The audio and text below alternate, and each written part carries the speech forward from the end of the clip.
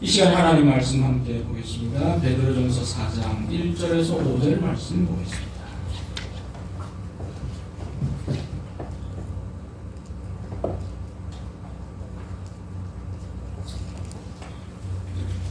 베드로전서 4장 1절에서 5절에 있는 말씀 우리 교독하도록 하겠습니다. 신약성경 381쪽입니다. 그리스도께서 이미 육체의 고난을 받으셨으니 너희도 같은 마음으로 갑옷을 삼으라. 이는 육체의 고난을 받은 자는 죄를 그쳤음이니 그러로는 다시 사람의 정욕을 따르지 않고 하나님의 뜻을 따라 육체의 남은 때를 살게 하려 합니다. 마이크 볼륨 조금만 높여주시고요. 너희가 음란과 정욕과 술취함과 방탕과 향락과 무고한 우상 숭배를 하여 이방인의 뜻을 따라 행한 것은 지나간 때로 족하도다. 그러므로 너희가 그들과 함께 그런 극한 만남에 그들이 이상히 여겨 비방하나 같이 읽겠습니다. 그들이 사는 자와 죽은 자를 심판하기로 예비하신 이에게 사실대로 고하리라. 아멘.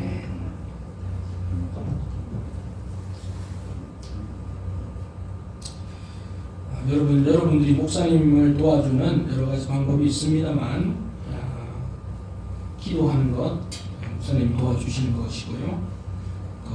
말씀이 선포될 때 아멘 하는 것도 목사님 도와주는 겁니다. 도와주시면 좋겠습니다.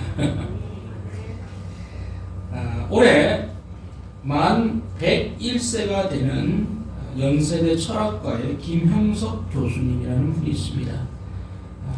만 101세니까 1920년생이에요. 우리 김진현 모친님보다 한 살 연상입니다. 김진현 모친님이 1921년생이에요. 그래서 만 몇 세예요? 100세예요. 그리고 이분은 만 101세예요. 아주 독실한 크리스찬이기도 합니다. 이 교수님이 최근 지방 출장차에 김포공항에 갔었다고 합니다. 그리고 예약한 사람들에게 비행기 표를 나눠주는데 김 교수님만 표가 없는 거예요. 빠졌다는 거예요. 왜 나한테 표를 안 줄까? 그러니까 항공사 직원도 당황해하면서 매니저를 불렀답니다. 달려온 매니저가 김 교수님에게 혹시 나이가 어떻게 되시는지요? 제가 만 101세입니다. 그랬더니 컴퓨터에는 두 자리 숫자만 입력이 됩니다. 그렇죠? 1세부터 몇 세까지? 99세까지만 되는 거예요. 그러니까 이 101세는 입력이 안 되는 거예요. 몇 세로 나왔냐? 1세로 나왔다는 거예요. 근데 1세 된 사람이 혼자 비행기를 타고 간다니까 이게 발권이 당연히 안 됐다. 그래서 정정해서 그런 해프닝이 있었다는 얘기를 인터뷰를 했어요. 이렇게 얘기합니다. 사람들이 종종 묻습니다. 올해 나이가 어떻게 되느냐고요. 이상합니다. 저도 나이 생각이 없어집니다. 제 나이 같기도 하고 아닌 것 같기도 하고 1살이기도 하고 101살이기도 하고 올해는 인생을 새로 시작하는 기분으로 살려고 합니다. 이렇게 얘기를 했습니다. 이분이 지금도 정신이 또렷합니다. 강렬합니다. 그리고 가르칩니다. 101세.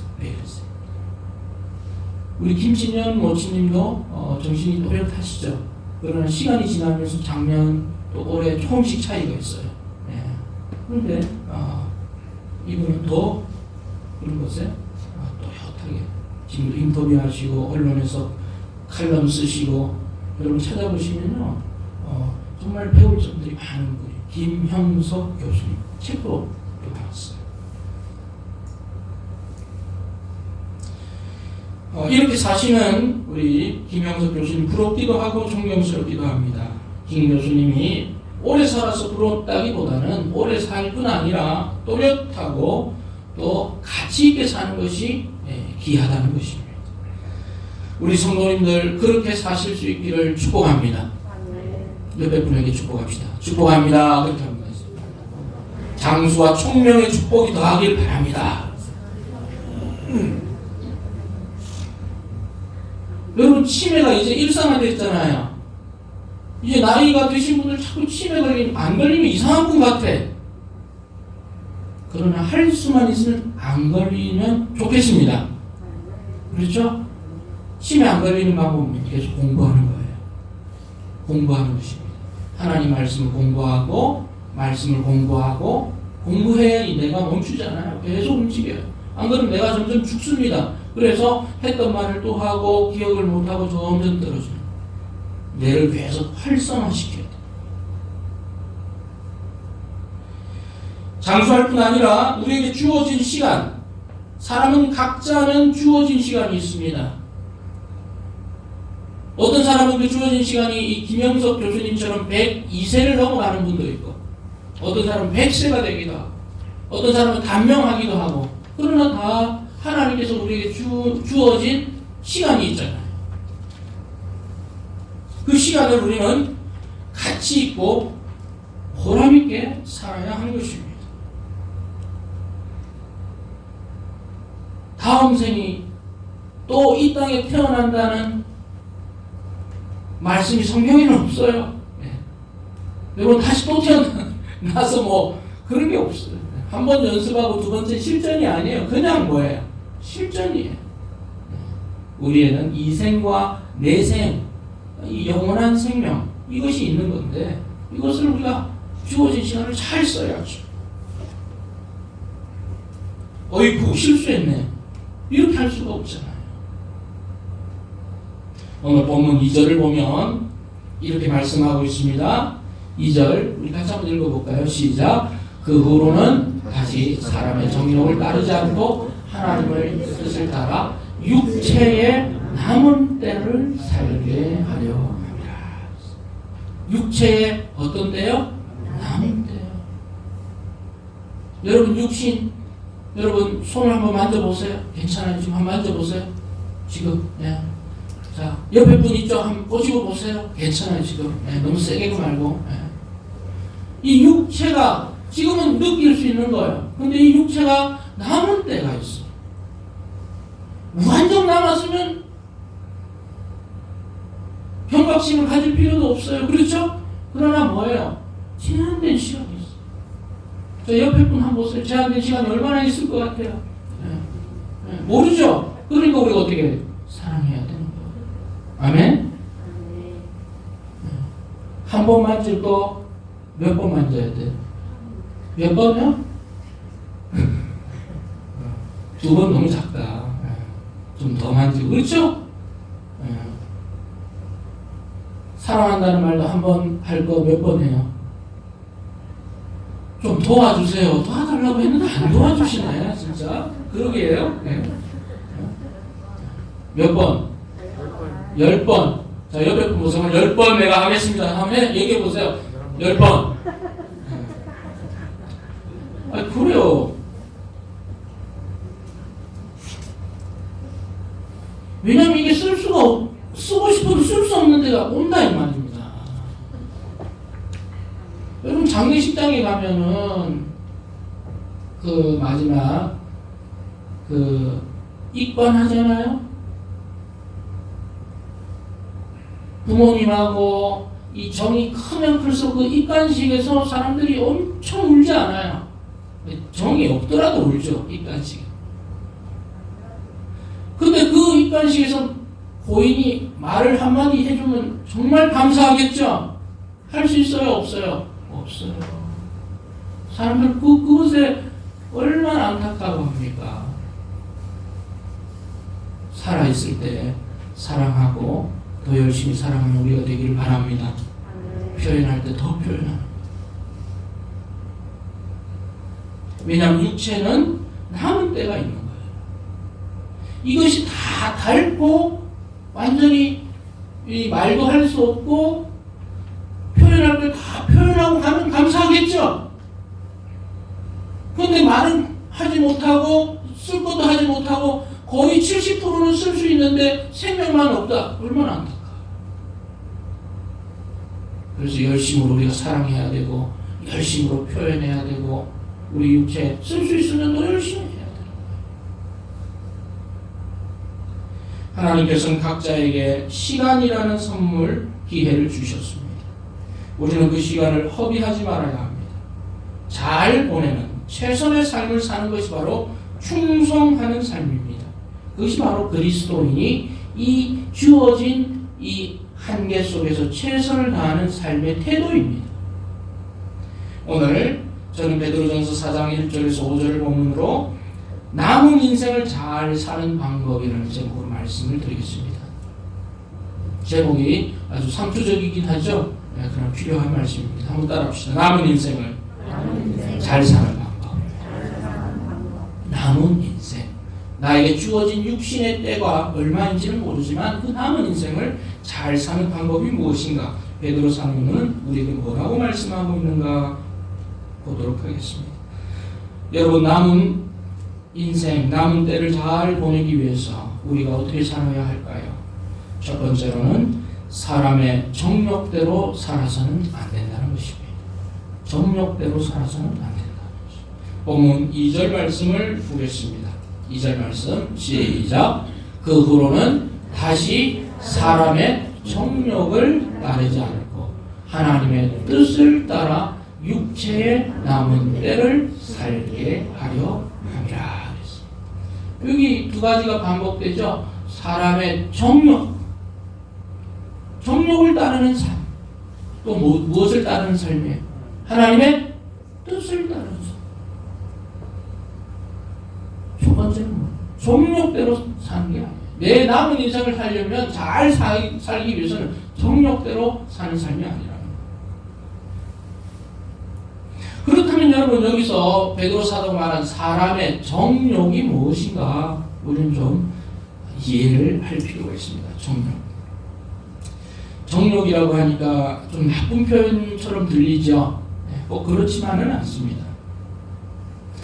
여러분, 사람의 정욕을 다른 표현을 하면 사람이 가진 욕구라고 말할 수 있습니다. 욕구. 또는 사람이 가진 필요. 이거 나쁜 것만 있는 게 아니잖아요. 여러분, 잠을 좀 부족한 사람 잠을 더 자기 위한 욕구가 있죠. 그러면 여러분 그 자녀들이 엄마 나 잠 좀 더 잘래. 그럼 여러분 이 악한 놈아 그럴 거예요? 아니죠. 나 밥 한 그릇 더 먹을래. 너 악하구나 그럴 거예요? 그건 기본 욕구예요. 예, 악한 게 아니야. 예, 우리가 잘 구분해야 돼요. 자. 사람이 가진 이 욕구라는 게 뭐가 있냐면 기본적인 욕구가 있어요. 이건 나쁜 게 아니에요. 어떤 욕구가 있어요? 우리에게 잠을 자야 되는 욕구가 있죠. 예, 물론 어떤 분이 너무 좀 심하게 자는 분들이 있어요. 그런 분들 좀 죽여야죠. 예, 안 일어나. 예, 이런 분들은 좀 게으르죠. 잠에 대한 욕구가 있어요. 식사에 대한 욕구 있죠. 먹고 싶은 거. 어떤 사람은 그냥 채우는 것에 만족하는 분이 있고, 어떤 분은 맛있는 걸 먹어야 되는 분이 있어요. 여러분 어떤 분입니까? 그것도 너무 강극단을 가면 안 돼요. 어떨 때는 상황이 안 되면 그냥 먹는 거고, 또 어떨 때는 맛있는 걸 찾아가고. 근데 기어코 맛있는 것만 먹겠다고 하면 그것도 또 문제가. 그렇죠? 요즘 TV에서 그런 걸 자꾸 많이 보여주잖아요.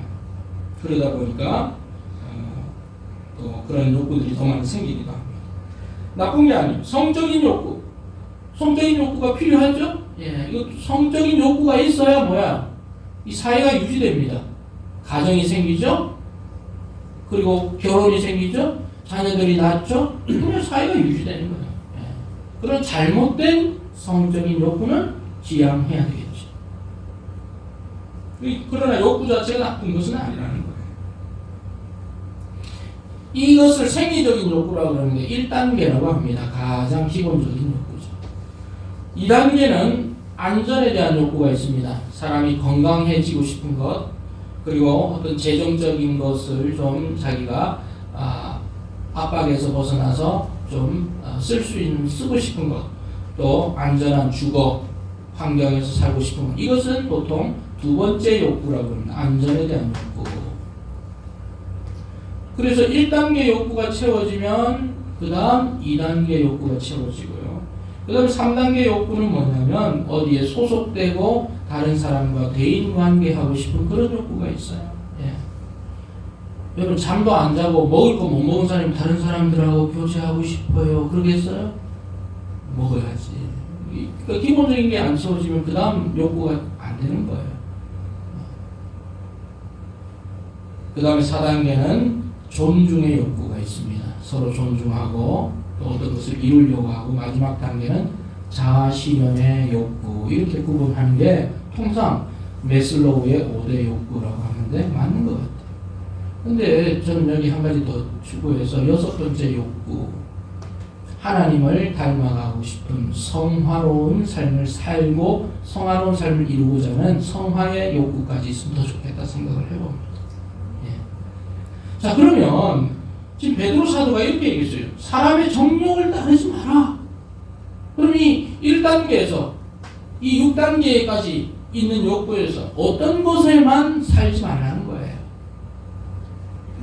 저급한 욕구, 1단계의 욕구, 2단계의 욕구로만 살아서는 안 된다는 얘기예요. 그렇습니까? 저급한 욕구만을 위해서 살면 안 된다. 먹는 거, 자는 거, 이 성적인 욕구, 이것만 가지고, 이 나쁜 건 아니지만 이것만을 하면 종욕대로 사는 거.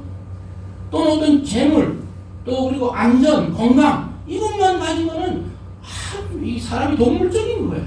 그 다음에 욕구들, 소속하고 교제하고 또 그 다음에 자아를 실현하고 하나님이 주신 달란트와 재능을 자기가 마음껏 펼쳐내고 하나님을 존중하고 그리고 하나님을 닮아가는 그 다음 이런 욕구들까지 다 채워지는 삶이야말로 뭐예요? 정말 하나님이 기뻐하는 삶이죠. 그런데 그렇지 않은 이 저급한 욕구, 기본적인 욕구만을 위해서 사는 것은 아니라는 거예요. 그것만을 위해 살지 말라는 거예요. 그래서 그 기본적인 육신의 정욕에 대한 욕구들이 종류가 3절에 나와 있습니다. 3절 보겠습니다. 시작. 너희가 음란과 정욕과 술 취함과 방탕과 향락과 무법한 우상 숭배를 하여 이방인의 뜻을 따라 행한 것은 지나간 대로 족하다. 하나님을 믿지 않는 사람들은 바로 이방인이라는 뜻입니다. 그 이방인들은 어떻게 살아가느냐? 음란, 정욕, 성적인 욕구죠. 그런 어떤 기본적인 것에 취해서 사는 거예요. 술 취한 방탕, 먹고 마시는 거죠. 좀 더 술에 관련된 거죠. 향락하는 거, 향락업소, 뭐 이런 거 있잖아요. 다 그런 거예요. 1차적인 기본 욕구만 자꾸 자극하는 그런 거예요. 그리고 우상숭배까지 가는 거예요. 이렇게 살아가는 거예요. 이렇게 살다 보면 어떻게 될까요? 피폐해지죠. 삶이 피폐해지죠. 이렇게 살면 뭐예요? 그 인생이 뭐 자아실현이고 소속이고 존중이고 이런 것이 나올 수가 없죠. 물론 뭐 돈이야 어떻게 나올 수도 있겠죠. 어떤 자기가 사업을 이렇게 했으면. 이런 삶은 망하는 삶이에요. 이 삶은 정욕대로 사는 거예요. 누가복음 15장에 등장하는 작은 아들의 첫 번째 인생과 같다고 말할 수 있습니다. 누가복음 15장에 등장하는 작은 아들이 어떻게 살았을까요? 여기 나오네요. 같이 한번 읽어봅시다. 시작. 그 후 며칠이 안 되어 둘째 아들이 재물을 다 모아가지고 먼 나라에 가 거기서 허랑방탕하여 그 재산을 낭비하더니 다 없앤 후 그 나라에 크게 흉년이 들어 그가 비로소 궁핍한지라. 비로소 뭐예요? 궁핍한 삶이 되죠. 왜 허랑방탕했다 그랬어요? 먼 나라 가서 허랑방탕 뭐 하는데 돈 썼을까요? 헌금하는데 다 드렸을까요? 교회 전도하는데 했을까요? 그런 거에서 허랑방탕이라도 안 했죠. 예. 술 마시고 그렇죠? 친구들하고 어울리고요. 예? 저기 향락업소에 갔든지 뭐 다 그렇게 돈 쓴 거 아니겠어요? 지금 이렇게 사람들이 살고 있어요. 그 삶은 뭐야? 궁핍한 삶, 망하는 삶.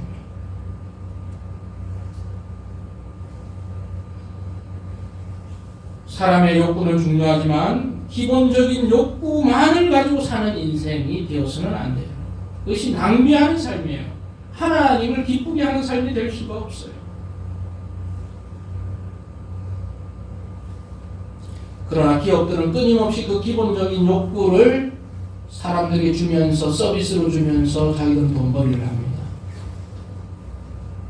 끊임없이 자극적인 것을 보여주면서 이 구글 웹을 깔아서 사람들 보게 하죠. 그게 돈을 쓰게 합니다. 끊임없이 청소년들을 자극해서 돈을 쓰게 만들죠. 게임하게 만들고 오락하게 만들고 계속하게 거기에 매여지게 만들죠.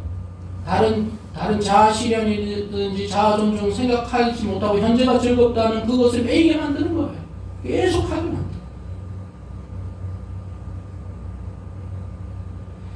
잠자기만 하고 먹기만 하고 성적인 욕구만 배출하며 하고 싶은 대로 살고 외부의 간섭이나 또 어른의 또는 다른 누구의 조언도 무시하고 사는 삶이 뭐예요? 육신의 정욕대로 사는 삶이에요.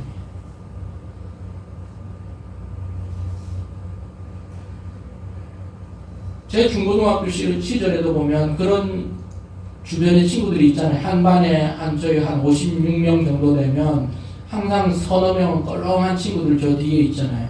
그러면 뭐 선생님 얘기하면 막 대들기도 하고, 와, 그러면 애들이 멋있어 보이기도 하고. 그래가지고 나 학교 여기 아니면 갈 데가 없나 그런 얘기는 안 하죠. 자퇴하기도 하고, 그렇죠? 퇴학당하고. 그렇게 산 사람들이 뭐 여러분, 그 인생이 잘 풀린 경우도 혹 있지만 대부분 어때요? 인생이 다 망가지는 삶, 후회하는 삶. 왜 그랬나? 하고 싶은 대로, 기분대로, 정욕대로, 생각나는 대로, 입에서 나오는 대로, 자기 뜻대로 살다 보면 어리석은 삶을 삽니다. 망가지는 삶을 삽니다. 하나님으로부터도 사람들로부터 멀어지는 삶을 사는 거예요. 그게 허비되는 삶입니다. 제가 좀 더 얘기할까요? 여기까지만 할까요? 좀 더 얘기하면 뭐가 돼요? 잔소리가 되지. 여기까지만 할게요. 네. 여기까지만. 우리 청소년들, 우리 청년들 정욕대로 그렇게 하고 싶은 대로 살려면요 이룰 수 없어요. 하나님은 우리가 기본적인 욕구가 아닌 하나님을 닮아가며 우리에게 주신 재능과 달란트를 다 사용했어요. 100% 사용. 아인슈타인이 그런 얘기 했잖아요. 아인슈타인이 했나? 죄송합니다. 아인슈타인이 했는지 누가 했는지 정확히 기억이 안 나요. 우리가 그 뇌를 다 써서 죽는 사람 거의 없다 그래요. 거의 몇 퍼센트 씁니까? 주어진 2% 내지 3%만 쓴대요. 그 나머지 97%는 뭐야? 안 쓰는 거예요. 개발을 안 하는 거예요. 그래서 나는 많이도 말고 한 10%만 썼으면 좋겠어. 여러분도 많이 말고 한 10%는 쓰세요. 아멘? 뭐 80%, 90%, 100% 씁시다 그러면 목사님 너무합니다. 그럴 거고 너무 피곤한 사람일 거고 3% 정도 2%에 머물지 말고 좀 더 이렇게 써야 돼요. 계속 생각을 하시고 계속 창의적인 생각을 하시고 생각이 너무 많으면 좀 피곤하시네요. 그래서 그런 거는 좀 여유 있는 시간에 여러분 날 잡아서 생각하는 거예요. 날 잡아서. 하나님이 여러분에게 주신 재능, 달란트 주신 재능이 많고 달란트가 많은데 그거 안 쓰는 사람 보면 왜 그렇게 아까운지 몰라. 나를 주세요. 나를.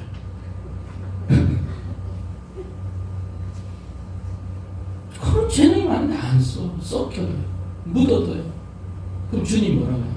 악하고 게으른 종. 어떤 사람은 없는 재능도 막 쓰려고 하는 사람이 있어요. 막 어떻게든 사람을. 있는 것을 씁시다.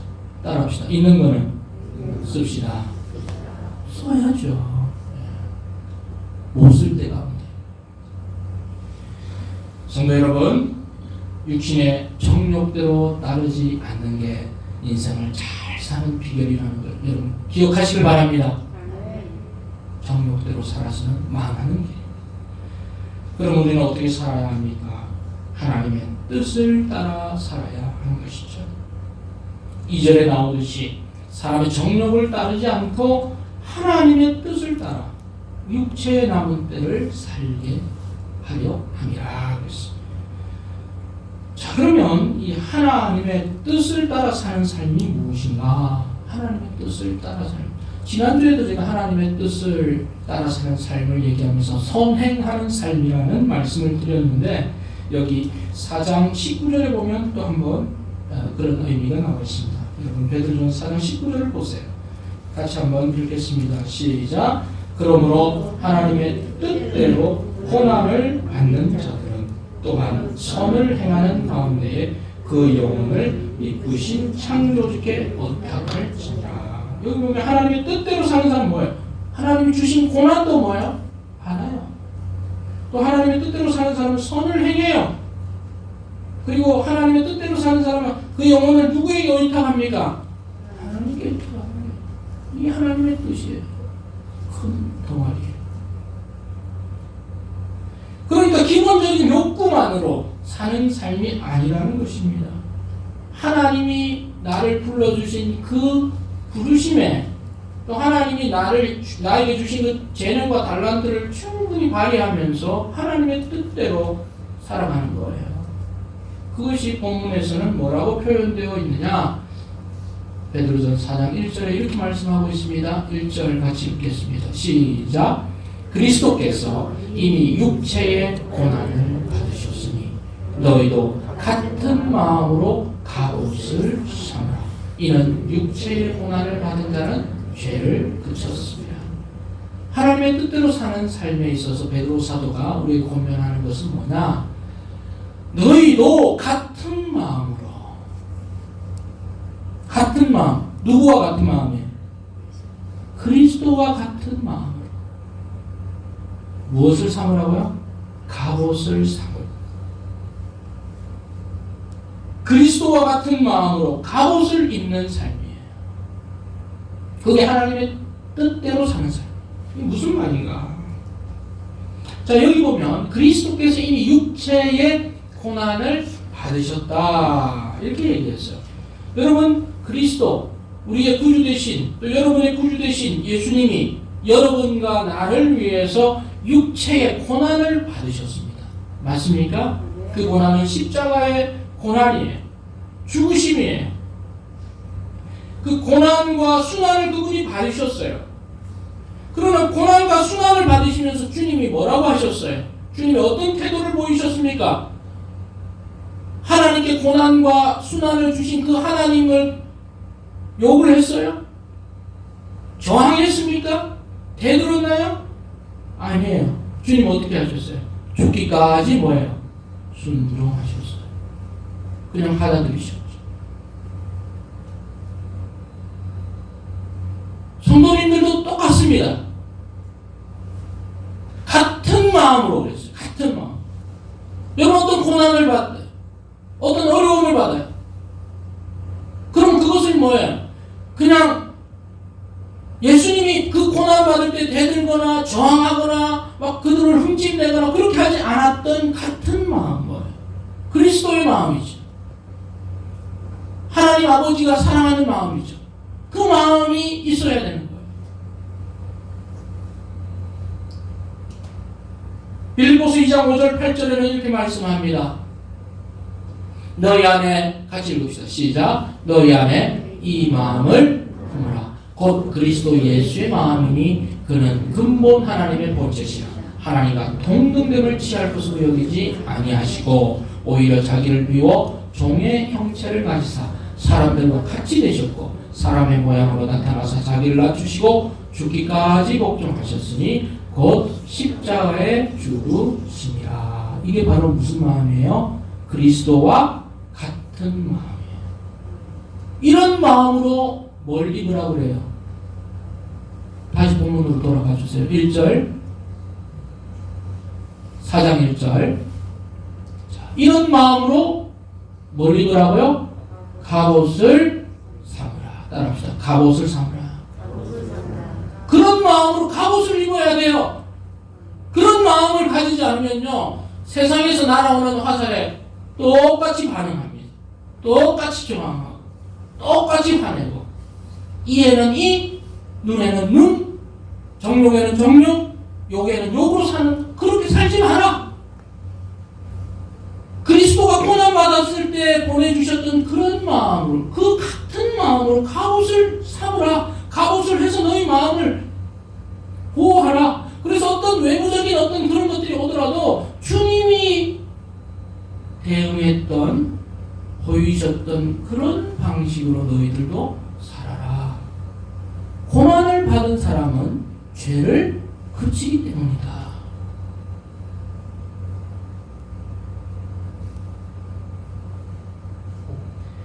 그래서 정욕대로 살아서는 안 되고 예수님이 주신 그 마음으로 갑옷을 삼아 입는 성도들이 되어야 합니다. 성도님들도 동일하죠? 한 차원 높은 삶이죠. 그리스도와 같은 마음을 가져야 되고 그분이 가지셨던 그런 마음으로 갑옷을 입어야 되는데 우리는 그런 갑옷이 잘 안 입거나 입었는데 구멍이 숭숭 뚫렸거나, 그래서 누가 무언가 우리에게 좀 좋지 않은 걸 하면 뭐예요? 그리스도의 마음이 나오지 않고 누구의 마음이 나요? 내 마음이 그대로 나오죠. 아니, 그것은 사실이죠. 다른 사람들로 뭔가를 받으면 그대로 돌려주고 싶은 그런 마음. 그런 말씀이 없는 삶이죠. 인내하지 않는 삶이죠. 말씀을 지키려고 애쓰는 삶이 아니죠. 사람들 대부분 그렇게 살아요. 그러면서 하는 말이 있어요. 목사님은 그렇게 하시면 안 되죠. 그게 길이에요. 그럼 나는 기본적인 욕구가 없나요? 있죠. 그렇지만 그럼 목사님이 다른 사람이 해온다고 해서 똑같이 반응하면 그거는 무슨 삶이에요? 정욕대로 사는 삶이죠. 그렇죠? 정욕대로 사는 삶이에요. 그러면 여러분 정욕대로 사는 그 목사님을 여러분 존경하시겠어요? 아니, 자기는 지키는 건 빼놓고 자기는 못 지키지만 그래도 목사님 그렇게 지켰으면 하는 게 우리 성도들의 마음이에요. 그래요, 안 그래요? 그래서 목사는 아무나 돼서는 돼요, 안 돼요? 목사가 아무나 되는 게 아니에요. 왜냐하면 그 목회직에 대한 그 권위가 떨어지기 때문이에요.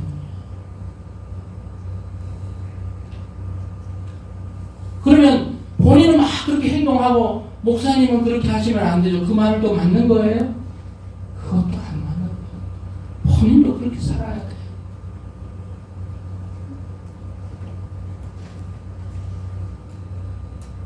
그래서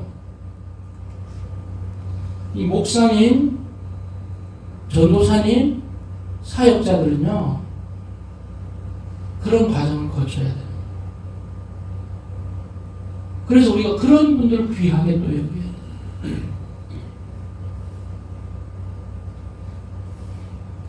저도 때로는 그 기본적인 욕구대로 살고 싶은 생각이 많이 있어요. 당연히 있죠. 누가 이렇게 하면 나도 그렇게 해주고 싶어요. 그러나 그렇게 살면 안 된다고 말씀하잖아요. 완전히 지키지는 못하지만 지키려고 애를 써야 되잖아요.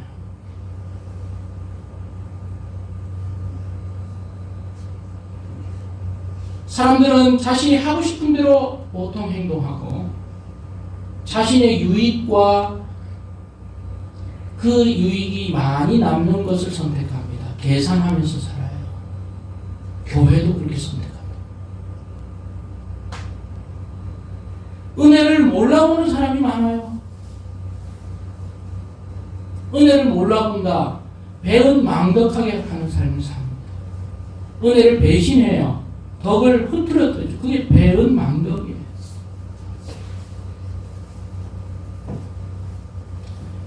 성도 여러분, 그리스도인이기 이전에 우리는 한 사람의 인격이에요. 배은망덕한 삶을 살아서는 안 됩니다. 누가 여러분에게 잘해줬으면 잘해주셔야 돼요. 누가 여러분에게 좋은 말을 해줘야지. 거기에 뒤통수를 치거나 또는 그 사람의 올무를 매게 한다고, 그거는요 그리스도인보다 더 저급한 기본 인간에서 살아서 안 되는 삶이에요.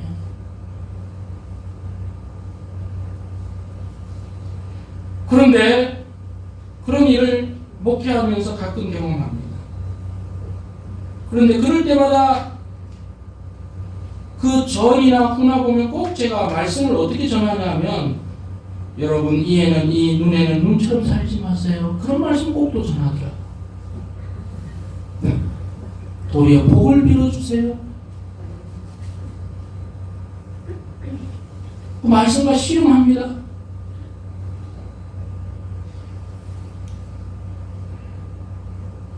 복이 안 나오는데 복을 빌어주라고 하니까.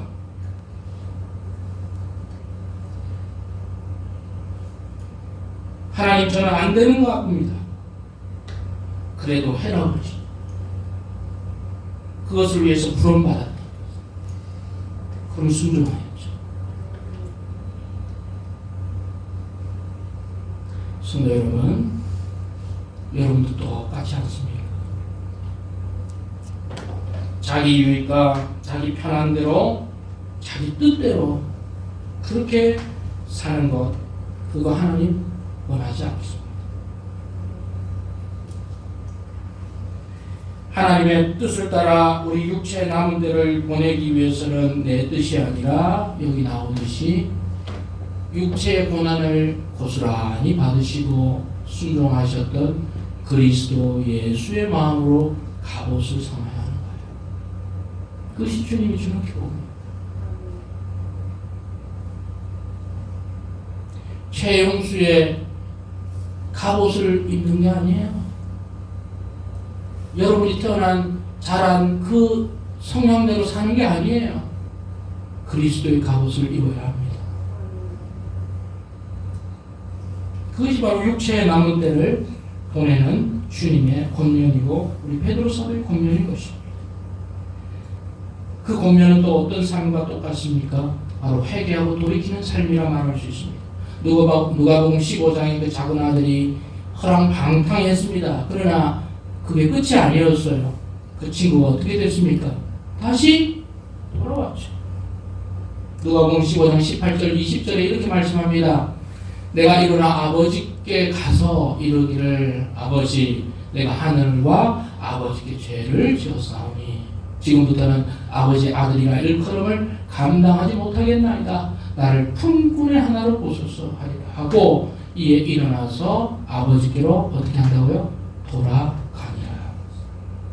다시금 돌아가는 삶, 뉘우치는 삶. 아, 성욕대로 살면 안 되겠구나. 젊어서는 그렇게 살 수 있어요. 잠시 잠깐 살 수 있어요. 그러나 할 수만 있으면 그렇게 안 사는 게 더 좋겠죠. 그걸 빨리 깨달으면 깨달을수록 좋은 거예요. 그래서 부모님들이 그렇게 이야기하는 거 아니겠습니까? 50세 때 깨달으면 100세를 기준으로 하면 50년을 하나님의 뜻을 따라 살 수 있어요. 그러나 20살에 깨달으면 뭐예요? 80년을 그렇게 살 수 있는 거예요.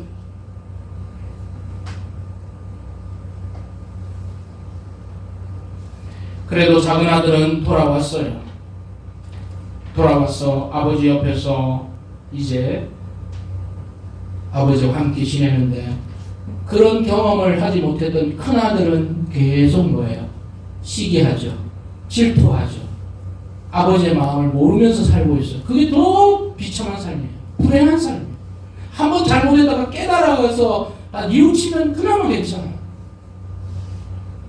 그렇다고 일부러 잘못할 필요는 없고요. 그렇잖아요. 남은 때를 우리가 어떻게 살아야 합니까? 육신의 정욕이 아닙니다. 자신의 뜻이 아니죠. 하나님의 뜻이고 그리스도의 갑옷을 입고 살아가야 돼요. 그게 그리스도인이죠. 말씀 마무리하겠습니다. 4절, 5절 같이 읽겠습니다. 시작. 이러므로 너희가 그들과 함께 그런 극한 방탕에 다름질하지 아니하는 것을 그들이 이상히 여겨 비방하나 그들이 산자와 죽은 자를 심판하기로 예비하신 이에게 사실대로 고하리라. 고하게 될 것이라.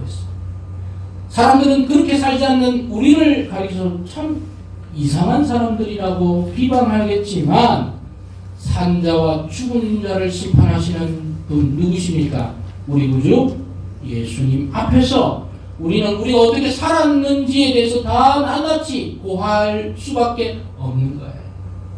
그 앞에서 변명할 수 없어요. 그 앞에서는 내가 그렇게 안 살았다고 얘기하다가 뒤통수 크게 맞죠. 더 크게 맞죠. 다 고하게 되는 거예요. 우리 삶이 그냥 다 드러나는 거예요. 그러하게 성도 여러분, 마지막을 인식하고 하나님의 뜻을 따라 살되 정욕대로 살지 않는 삶을 사는 것이 육체의 나무들을 잘 보내는 비결인 것입니다. 톨스토이가 쓴 단편들 중에 이런 이야기가 있습니다. 물고기들은 자신들에게 있어서 가장 중요한 것이 무엇인가 궁금했습니다. 그래서 가장 나이 많은 늙은 물고기를 찾아가서 물어보았습니다. 늙은 물고기가 대답합니다. 물고기인 우리에게 가장 중요한 것은 물이다. 물이 없으면 우리는 죽는다. 우리가 잘 느끼지 못하지만 그 물 때문에 우리는 적셔 있고 그 물 때문에 살아있고 그 물 때문에 사는 것이다. 그렇게 얘기해 줬어. 톨스토이가 이 얘기를 왜 했느냐?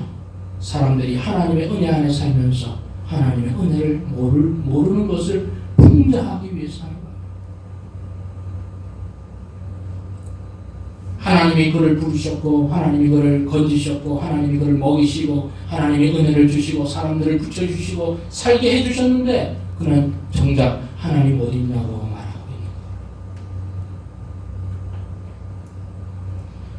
하나님을 인식하고 하나님의 은혜를 드러내며 하나님의 뜻을 계속 밝혀 살아내는 그 삶이 은혜로운 삶입니다. 성도 여러분, 육신의 욕심이 아니라 하나님의 뜻을 따라 여러분의 남은 때를 보내시는 성도님들 되기를 바랍니다. 여러분 남은 시간이 얼마나 주어졌는지 누구도 모릅니다. 여러분도 모릅니다. 그러나 그렇게 살려고 애쓰는 그 사람에게 남은 시간은 그 남은 시간을 하나님께서 반드시 축복해 주실 줄 믿습니다. 그런 축복의 주인공들이 되셔서 허비하지 마시고 가장 좋은 시간들로 삼아가신 여러분들 되길 바랍니다. 기도하겠습니다.